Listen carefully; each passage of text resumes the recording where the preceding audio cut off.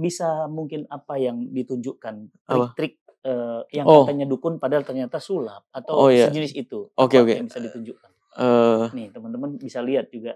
Tapi semua konten tarung sakti sama dukun itu palsu. Hmm. Dukunnya dukun bayaran dari orang-orang yang sebenarnya bukan dukun. Iya.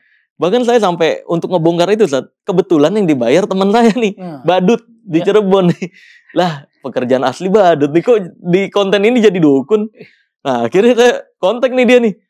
Jenglot, saya bongkar sebenarnya itu cuma Iya. sebenarnya itu terbuat dari sebenarnya itu terbuat dari 20 dukun bersekutu untuk membuat laporan ke Mabes. Mending 20 dukun, 20 organisasi dukun. Apa laporannya? Laporannya karena kalau kita cari tahu kan baru ngeh nih. Baru paham. Begitupun ini, Sat. Ya. Kita kan nggak tahu nih ajaibnya di mana nih, ini kan. Kalau kita cari tahu ajaibnya di mana, nih lihat.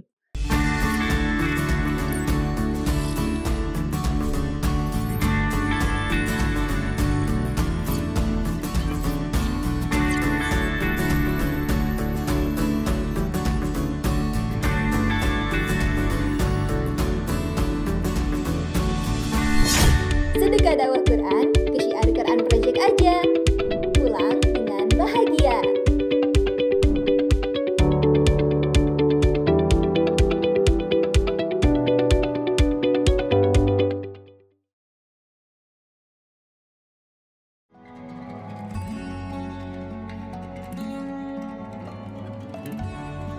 Assalamualaikum warahmatullahi wabarakatuh, teman-teman semuanya. Alhamdulillah, kita hari ini bertemu lagi di Kata UFK. Dan Kata UFK hari ini membahas tentang fenomena di masyarakat yang sudah mengurat akar. Percaya kepada perdukunan. Nggak rakyat biasa, sampai ke penguasa, pengusaha, artis, public figure, semua tergila-gila dengan hebatnya para dukun. Tapi ada sosok, yang sosok ini berani mengungkap, membongkar, bahkan berani berjalan kemanapun, ditantang olehnya. Dia membongkar semua kebohongan itu dan mengatakan bahwa semuanya fake, palsu. Dan beliau sekarang sudah ada bersama saya. Mas Marcel, pesulap merah. Assalamualaikum, Mas. Waalaikumsalam. Masya Allah, luar biasa, makasih. Iya, Saya sama-sama. udah lama banget pingin ngevlog sama beliau. Masya Allah. Baru Allah ijabah sekarang. Masya Allah. Pingin banget ketemu sebenarnya. Banyak yang pingin diobrolin. Siap. Mas, satu kalimat dari saya tuh, berani antum. Banyak yang bilang gitu juga, Sat. Datang ke sana ke sini. Iya. Bahkan heboh loh Indonesia. Bahkan ini, Sat, bukan dari kalangan ustadz aja, bukan dari kalangan teman-teman ustadz aja, tapi dari kalangan artis juga. Bahkan pesulap, Sat. Deddy Corbuzier sampai bilang gitu juga. Sel, lu yang lu lakuin ini, resiko dan duit yang lu dapat nggak setimpal. Gitu. Kalau lu nyari duit mendingan stop gitu. Nah, saya bilang, lah saya nggak nyari duit. Saya beneran totalitas edukasi gitu. Saya nggak peduli mau dapat duitnya banyak atau dikit. Yang penting saya apa yang Allah titipkan ini tersampaikan gitu. Saya bilangnya gitu. Nah, itu apa dorongannya? Awalnya gimana sih? Awal pertama kalinya sebelum ada Iya. Awalnya gini, Sat. Dulu tahun 2000 dari 2006 sih ya. 2006. Dari 2006 sampai seterusnya itu saya kan suka belajar sulap gitu kan. Trik-trik saya nontonin sulap-sulap. Nah, di situ saya mikir tahun 2012 kalau nggak salah, itu kan sulap sempat naik tuh yang The Master. Iya. Iya. Nah, di situ saya mikir ada nggak ya pesulap yang pakai jin? Akhirnya mulai nih nakal nih, nyari-nyari kalau ada ilmu yang pakai jin, saya mau pakai jin. Dulu gitu nyampe. Biar dianggap sakti, biar dianggap, wah keren, beda sendiri sulapnya gitu. Setelah saya ikut-ikut dulu, ada beberapa temen yang akhirnya geser ke perdukunan komunitas. Akhirnya saya ikut-ikut komunitas perdukunan nih, ngumpul-ngumpulin. Kok di dalamnya malah nyeleneh-nyeleneh, sulap juga yang diomongin. Nah, dari situ saya mikir, ini jangan-jangan apa yang nggak ada ya di era sekarang ya. Kita nggak bicara di era Nabi nih, di Rasul nggak. Kita bilangnya bicara di era sekarang. Jangan-jangan di era sekarang saking sulitnya untuk kerja sama jin, persyaratannya, akhirnya mereka pakai sulap itu juga. Nah, disitulah saya akhirnya tahu rahasia santet, pelet dan sebagainya. Terus pada tahun itu saya ngelihat di YouTube banyak nih orang-orang yang ngebongkarin trik-trik sulap doang. Bilangnya pesulap tuh pembohong, pesulap mah trik doang. Padahal saya pas ikut komunitas dukun juga ngeliatnya sama kok dukun juga pembohong. Iya, pembohong, praktekin itu juga kok gitu. Terus kenapa pesulap yang niatnya menghibur doang, ini mereka malah mengejek dan membongkar-bongkarin. Sedangkan dukun kok nggak ada yang berani bongkar. Iya, padahal prakteknya sama, cuma kedoknya aja dibedain. Akhirnya dari situ loh, saya mikir, cobalah gue bongkar bulu perindu. Saya bongkar tuh Ustaz, aslinya bulu perindu itu adalah rumput bujang. Yang kalau kena air gerak itu bukan karena ada kodam atau jin ya, tapi gerak itu karena ada air yang ngeresep ke rumput itu.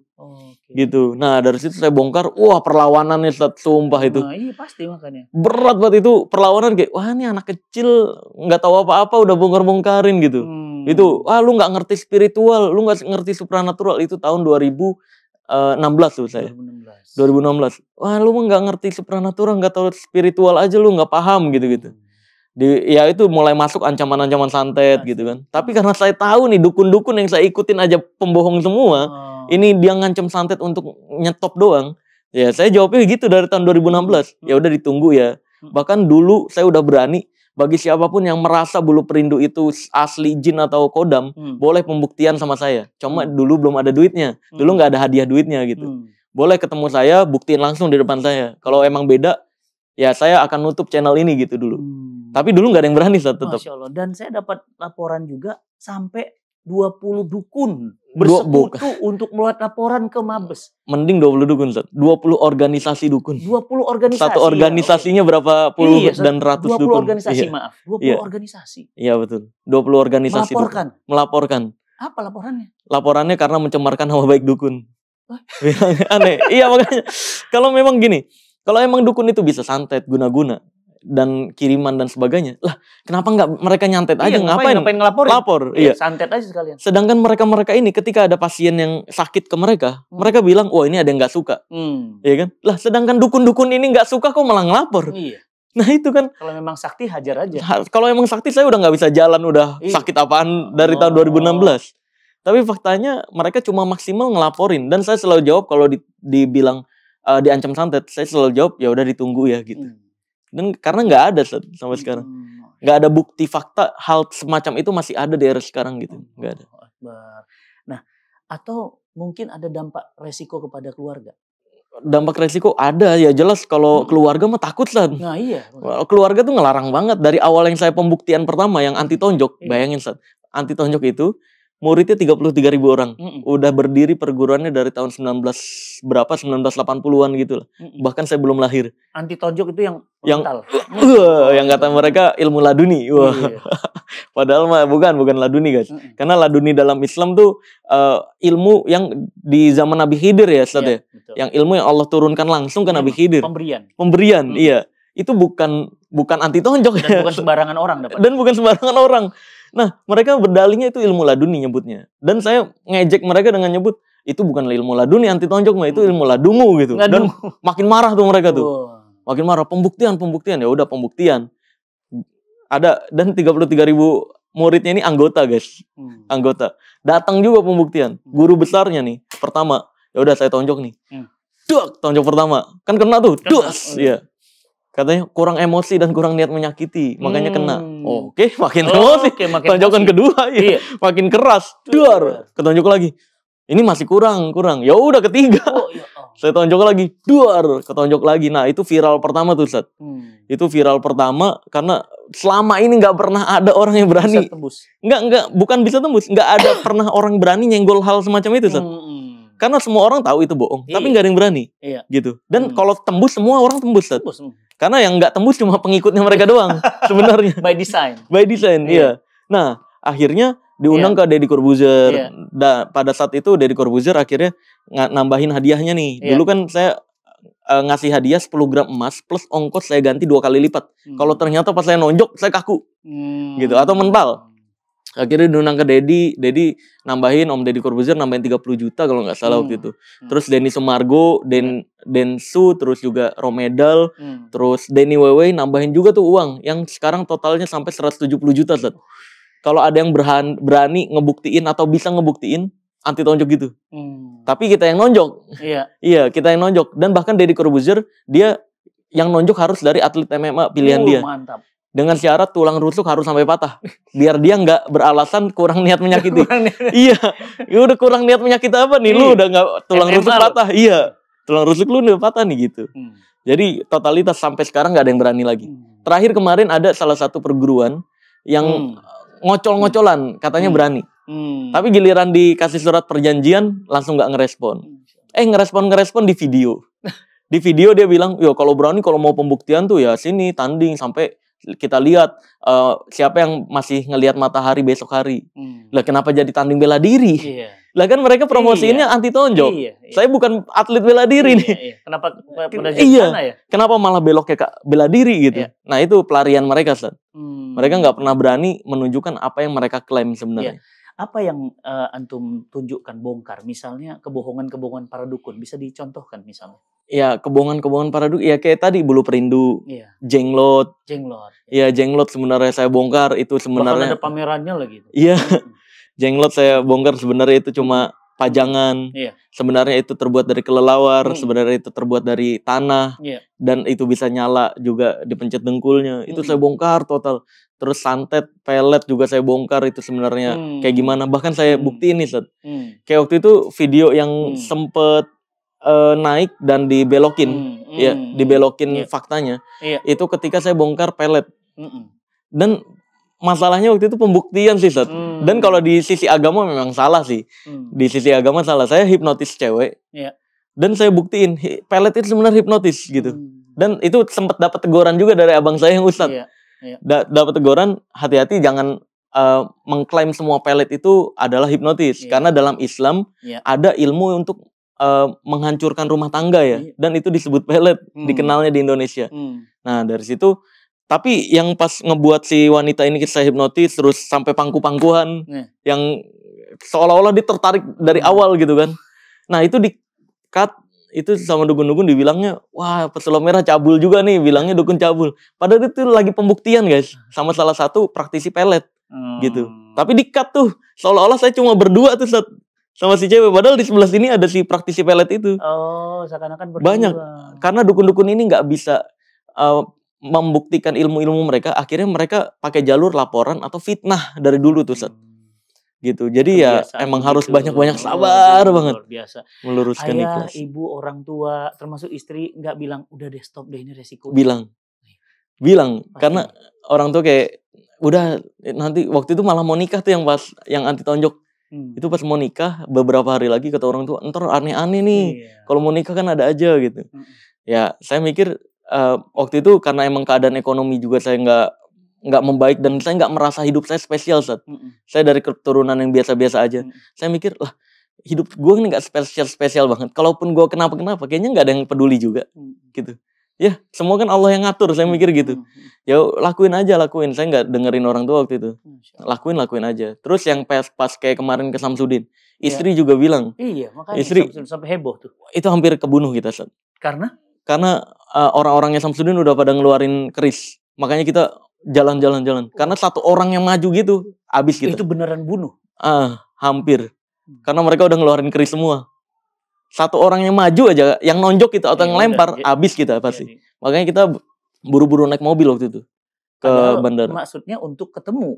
Pengen ketemu pembuktian. Iya, buktiin gitu. Buktiin kalau lu asli kita jadi murid lu nih gitu.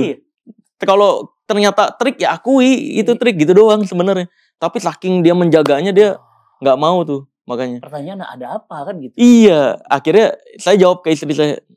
Istri saya nangis-nangis waktu itu sampai kan, tuh kan udah dibilangin makanya bahaya tuh ke sana, kamu nanti itu mempertaruhkan nyawa gitu. Saya bilang, maaf nih, saya jawab ke istri saya tuh, maaf nih, nyawa itu dalam Islam nggak bisa dipertaruhkan. Jadi kalau waktunya meninggal, saya di rumah pun meninggal. Kalau saya nggak meninggal, ya sekarang pun nggak meninggal, buktinya belum meninggal nih. Kalau besok diracun atau dijebak di jalan harus meninggal ya harus meninggal gitu. Saya bilang gitu. Ini tauhidnya mantep loh. Iya. Teman-teman, kul la yusibana illa ma kataballahu lana. Katakanlah musibah yang menimpa kami memang Allah udah tetapkan. Artinya kalau nggak kena ya nggak ada masalah gitu. Kalaupun kena itu pasti ada sesuatu. Jadi kita tuh seringkali kemudian menuhankan selain Allah. Iya betul. Jadi luar biasa nih tauhidnya. Keberanian dan sekarang kemana-mana tadi saya lihat juga cuma berdua. Iya memang. Kalau pembuktian atau show doang baru bawa tim 4 orang atau 6 orang. Tapi kalau untuk syuting kayak pembuktian ketemu dukun ya berdua cukup. Iya berdua bertiga boleh. Karena memang yang kita pengen kan cari nih ada nggak sih ilmu asli gitu. Ilmu asli kalau ada, wah gue berguru dong. Tapi faktanya nggak ada. Niatnya baik kok ingin berguru. Iya loh, niat kurang baik apa? Bilangnya katanya emang nyari konten doang atau pengen nutup masalah, nyari masalah doang, nutup padepokan orang. Iya. Enggak, niat saya mau kalau emang ada Dengar. berguru. Tapi faktanya tidak ada yang berani. Mereka udah tahu duluan. Dia tahu rahasia gua nih gitu. Mereka sumpah nih banyak banget yang bilang, coba dong berani nggak ketemu A, ketemu B, ketemu C. Guys, yang kamu sebutin semua, ini yang kepikiran di kamu nih bahkan. Itu semua fake, bohongan. Yang tarung sakti sama dukun, ini saya nggak nyebutin Samsudin doang nih, San. Tapi semua konten tarung sakti sama dukun itu palsu. Dukunnya dukun bayaran dari orang-orang yang sebenarnya bukan dukun. Bahkan saya sampai untuk ngebongkar itu, San, kebetulan yang dibayar teman saya nih, badut di Cirebon nih. Lah, pekerjaan asli badut nih, kok di konten ini jadi dukun. Nah, akhirnya saya kontak nih dia nih. Bikin konten lah kita bareng lah, samain. Biar masyarakat tahu itu cuma hiburan doang. Saya samain persis, San. Cara dia nyamperinnya, cara kesaktian yang dia tunjukin. Saya samain persis untuk mengedukasi. Oh iya, ternyata ini hiburan doang gitu. Iya, sampai sebegitunya tuh. Bisa mungkin apa yang ditunjukkan? Trik-trik yang katanya dukun padahal ternyata sulap. Atau sejenis itu. Oke. Yang bisa ditunjukkan? Nih, teman-teman bisa lihat juga. Contoh-contoh ya betapa kemudian beliau tuh membongkar itu semuanya. Tahu semua. Kayak sebenarnya ini udah bukan level perdukunan, karena perdukunan itu trik-trik dasar yang dipraktekin. Dasar banget kalau dalam kayak kalau dalam di kelas agamis kalau dukun tuh praktekinnya ikro gitu. Ikro doang. Iya, bukan Al-Qur'annya gitu. Karena trik-trik dasar banget. Kayak contohnya gini, ini punya kunci nih, Sat. Boleh dicek dulu. Takutnya wah trik atau apa? Kunci beneran. Kunci beneran. Ya. Nah, kunci ini kalau dukun yang praktekin akan bilang, wah ini ada kodamnya. Ada jinnya, saya akan buktikan. Nih, lihat. Misalkan kita taruh sini nih. Nah, kita akan perlihatkan bagaimana jinnya bergerak nih, lihat. Kalau kita perintah jinnya bakal bergerak, maka akan bergerak pelan-pelan. Gerak. Kalau dukun biasanya hadir tuh pelan-pelan. Dia bergerak tuh. Hadir tuh. Ya kan? Misalnya kita mau stop sini. Apalagi tambahin sholawat. Iya, wah itu bahaya. Ulama dong ya. Tuh jatuh akhirnya. Ini kayak gitu doang. Itu teknik dari? Teknik dari body language sebenarnya. Itu sebenarnya main feeling. Dan ini kalau dipraktekin ke orang umum coba begini juga nggak bakal bisa, Karena ada body language yang kita lakukan seolah-olah kita nggak bergerak tapi padahal tangan kita bergerak. Gitu. Ya tapi kan itu bergerak. Iya, yang membuat gerak adalah tangan kita, San. Tangan kita sebenarnya. Nih, tanpa disadari tangan kita nih bergerak ke depan gitu. Tapi pelan-pelan gitu. Ngebuat dia muter tuh. Nah. Tuh. Jadi pakai feeling. Iya, feeling. Nah, kalau dukun bilangnya wah itu kodam tuh gitu. Iya, ada keris bisa terbang macam-macam. Iya, itu pakai tali. Tali itu mah pakai tali string. Kalau saya biasanya kalau dalam dunia magic, saya biasanya dalam magic saya menyampaikan gitu. Kayak waktu sama Ustadz Faizar, saya mainin yang teknik pickpocket, yang jam tangan. Nah, itu saya bilang ke Ustadz Faizar, coba nih pegang koinnya teleport. Saya ambil jam tangan Ustadz Faizar tuh sampai total, dia nggak nyadar tuh saya ambil. Nah di endingnya saya bilang, nah itu yang disebut dalam Islam khusyuk. Ketika kita fokus terhadap sesuatu, kita sampai nggak sadar terhadap sekitar. Kayak contohnya kisah sahabat kan ada yang sampai sholat, saking khusyuknya, dipanah nggak terasa. Nah, saking nikmatnya. Iya betul. Kalau kita udah fokus ke sesuatu hal, kita akan nggak fokus ke badan kita. Nah kayak gitu-gitu. Tapi jamnya bisa diambil? Bisa. Ustadz Faizar juga kaget nih, kapan itu keambilnya gitu. Ada tayangannya masih juga. Nah kalau Ustadz Fatih ini kan di luar difitnahnya radikal. Astagfirullahaladzim itu. Itu banyak banget. Kalau nggak radikal Wahabi. Ya Ustadz ya? Iya. 10 ustadz yang tidak boleh diundang. Wah, sakti. Ini jajan emang setiap ceramah bawa bom. Makanya bawa bom kayak gitu ya. Padahal ya gini aja. Iya. Makanya nih. Kalau saya biasa gini, kan ini korek ya Ustadz ya? Iya. Korek. Ini yang kita anggap aja yang orang-orang lihat, yang orang remehkan nih. Itu mah korek doang. Nih, saya bisa membuat korek ini nih ditusuk pakai tusuk gigi. Tuh, masuk. Oh, ada lubangnya. Iya, nah mikirnya kan itu mah dikasih lubang juga semua korek bisa gitu kan. Nah, bentar, nih kita tusuk lagi. Kan biasanya kalau sulap yang besar-besar yang orang masuk kotak-kotak, Iya, kotak itu ditusuk-tusuk, ya. ya kan? Nah, ini korek nih. Lihat. Terus kita masukin lagi nih. Nah, masuk. Ntar, masih ada lagi nggak tusuk gigi ya? Nah, masih ada. Masih ada. Harusnya ada satu lagi nih. Nih. Terus kita tusuk lagi.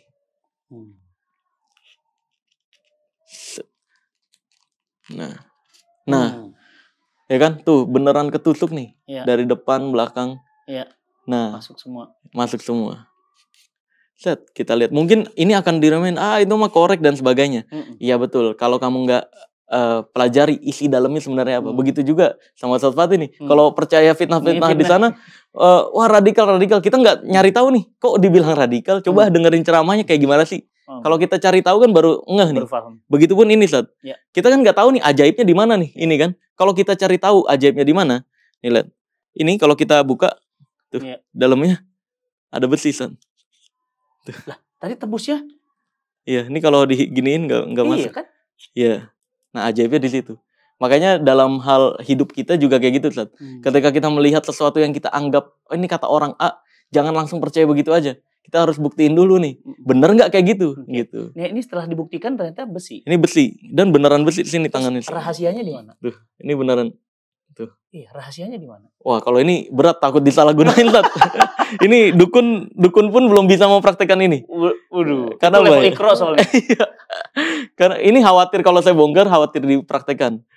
Sama oknum-oknum, nanti di balik layar saya kasih tahu. Insyaallah. Ini tuh totalitas. Iya, tuh. Bisa tembus. Nggak bakal bisa. Iya, tadi bisa tembus. Gitu. Jadi ya ini ilmunya levelnya beda. Levelnya beda sama ini dukun. namanya pesulap merah radikal ini. Iya, nanti dibilangnya gitu juga. Aduh, emang fitnah. Tapi fitnah-fitnah itu biasanya dilontarkan untuk memberhentikan kita kan. Iya, betul. Ya kan, tapi sayangnya guys, kita ini biasanya kayak Ustaz Fatih, Ustaz Faizar dan lain-lain nih, Ustaz-Ustaz lainnya, termasuk insya Allah saya juga, walaupun bukan Ustaz, yang kita cari itu bukan pujian. Tenang aja. Betul. Mau dipuji, mau diejek, mau difitnah, bodoh aman. Enggak ngaruh. Enggak ngaruh. Langkah kita akan terus jalan untuk yang benar A, yang salah B gitu. Udah selesai. Gitu kan. Tujuan kita kan bukan manusia, Ustaz ya. Tujuan kita untuk di kehidupan berikutnya nanti. Semoga bisa ketemu lagi. Alhamdulillah. Ini luar biasa loh. Teman-teman semuanya. Bagaimana beliau, pertama saya kagum ya. Berani. Itu kan pasti ada dorongan yang kuat. Ya, dan itu nyambung dengan Allah langsung, keikhlasannya beliau, sehingga kemudian orang juga ya bingung ya, namanya beliau pingin cari kebenaran, ya mungkin banyak yang belum tahu. Ya. Tapi bentar, maaf, saya potong. Kalau mungkin dibilang karena keikhlasan, enggak guys. Sebenarnya karena saya mikirin, sebenarnya kalau misalnya saya dibilang, wah lu peduli banget sama masyarakat Indonesia ya, enggak. Sebenarnya saya egois. Egois karena saya melakukan ini semua, saya merasa Allah udah menitipkan ilmu-ilmu, pengetahuan-pengetahuan tentang rahasia perdukunan. Kalau saya nggak menyampaikan ini, saya khawatir. Saya ditanya sama Allah nanti di kehidupan berikutnya, ditanya, lu gue udah titipin kok lu nggak sampai ini, sampai orang-orang ini pada percaya dukun gitu. Nah ketika Allah nanya kayak gitu, saya nggak bisa jawab. Saya khawatir. Makanya saya egois sebenarnya untuk menyelamatkan diri saya, biar saya bisa menjawab itu. Ya Allah, siapa yang sangka di balik jubah merah, rambut merah, punya kesadaran yaumil hisab. Ini luar biasa ini. Banyak yang nggak tahu, ini lebih dai daripada dai. Masya Allah. Jadi bagaimana kata beliau nanti di yaumil hisab ketika kita ditanya, kamu punya ilmu, punya pengetahuan, kamu nggak sampaikan pada banyak orang. Keimanan antum dahsyat. Wah, amin. Karena kalau saya udah sampein kayak gini nih di TV, bayangin itu di TV pas viral kemarin saya terima semua tuh, Ustaz. Walaupun budgetnya kecil dan bayarannya 3 bulan baru turun. Itu bayangin sehari 4 kali jadwal saya terima. Itu demi biar saya ketika ada yang tetap ngotot percaya dukun, saya udah bilang ke Allah nanti, saya bilang, ya Allah nih dalam 2 bulan kemarin viral itu, sehari saya udah nerimain 4 kali jadwal di TV-TV, di YouTube dan sebagainya. Udah saya edukasikan dukun itu cuma ada 2 kalau nggak nipu cabul. Tapi mereka tetap percaya. Udah tanggung jawab masing-masing. Merinding saya. Gitu. Merinding saya. Beliau sampaikan demikian ya. Sebagaimana Nabi katakan ya, Nabi katakan apa? Allahumma balaghna fashhad. Ya Allah, hamba sudah sampaikan, saksikan. Iya, betul. Hamba sudah sampaikan. Viral-viralnya hamba itu ingin membongkar rencana jahat Iya, mereka betul. yang ingin mensyirikkan Allah. Iya, betul. Oh, luar biasa, Mas. Amin. Ini luar biasa. Saya Amin. pingin banget jalan sama beliau ke seluruh Indonesia. Amin. Mas, saya akan support dakwah antum. Bismillah, Amin. teman-teman semua di sini juga pasti senang ya. Yuk Amin. teman-teman semuanya sekaligus support Syiar Quran Project ya. Klik link di bawah ini teman-teman semuanya, karena ini semua peralatan yang canggih adalah hasil dari bantuan antum semuanya. Hari ini kita cukupkan, kita akan ketemu lagi di momen-momen yang lain bersama Amin. beliau. Assalamualaikum warahmatullahi wabarakatuh. Assalamualaikum warahmatullahi wabarakatuh.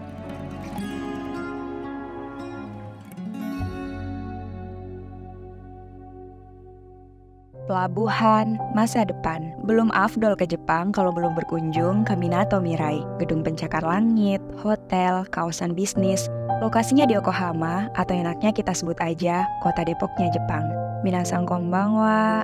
Sayangnya masyarakat muslim Indonesia di sekitar sini untuk menggugurkan kewajiban sholat Jumat pun masih harus rental tempat, membayar biaya per jam. Sejak 2017, para aktivis muslim hebat ini membentuk komunitas, melakukan banyak kegiatan amal untuk masyarakat Indonesia di Jepang atau di luar Jepang. Bahkan tahun ini telah dibuka kelas pengenalan Islam untuk masyarakat Jepang. Bukankah akan lebih mudah saat para aktivis masjid memiliki ruang untuk melanjutkan taman pendidikan Quran rutinan, sholat Idul Fitri, Idul Adha, dan sholat jamaah 5 waktu dalam bangunan masjid yang nyaman tanpa harus membayar rental per jam? Indah bukan jika tidak jauh dari kawasan ini akan ada satu bangunan bertulis lafaz Allah, Muhammad, kokoh tegak berdiri yang akan menjadi tempat bersaksi puluhan, ratusan, bahkan jutaan umat yang bersujud di sini. Kelak ketika kamu mengunjungi Jepang untuk menikmati sakura, melepas penat melihat indahnya Minato Mirai, Masjid As-Sholihin Yokohama menjadi tempatmu menggelar sajadah menghadap Allah. Jepang, yang dalam bahasa Jepang negara ini disebut Nihon, yang secara harfiah berarti tempat matahari terbit. Indah ya jika lantunan azan ikut mengantar lahirnya hari dengan terbitnya matahari. Teman-teman, usia kita akan berakhir, tapi pahala wakaf insya Allah akan terus mengalir. Kamu, saya, kita menjadi bagian dari berdirinya rumah Allah ini.